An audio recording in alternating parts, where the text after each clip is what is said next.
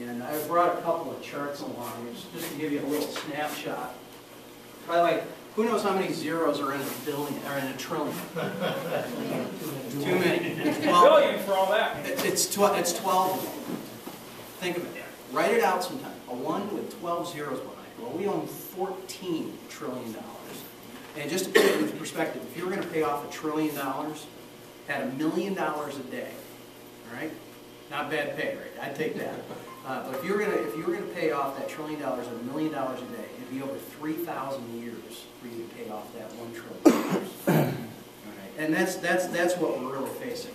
Now I want to show you a couple of real quick things. This is what's been happening. Here's what our deficits were in billions. They don't talk about trillions, but this is $400 billion in 2004. We dropped down in 2007. You know, and some of this was 9/11, and this was post 9/11, and you know, invasion into Iraq and going into Afghanistan. In 2008, that's where we saw hey, my family was in concrete.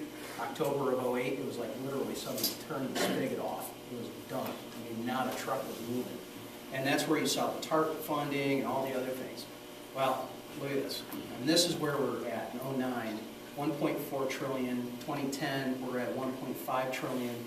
2011, we're projected to be somewhere around 1.3. And actually, if we've revised this now, and this number is going to be going up because the economy hasn't quite come back. We've seen the president's budget be offered. It brings it down. But the lowest it comes down to is like $780 million. I'm sorry, $1 billion. Millions, billions, there's no difference, 3 zeros. $780 billion is the lowest, and we start going back up again through 2020. Who's heard of Paul Ryan? You guys know who Paul Ryan is? Okay, Paul's become a good friend, and he's literally right across the pond. He's got Racine in that area in Wisconsin. He's the chairman of the budget committee.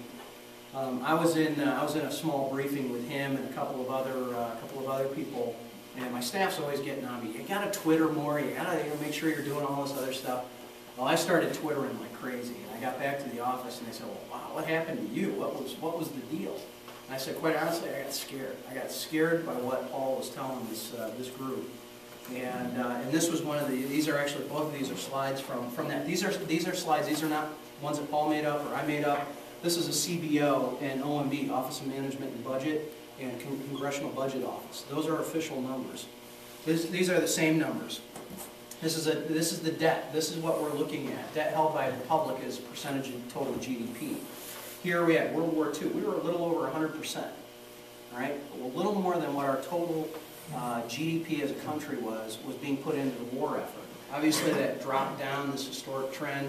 We saw in the 90s it dipped up, and then under Clinton and the Republican House, Pete was a part of that. Pete Hoekstra sat on the Budget Committee, dropped that back down, and we've been coming right back up.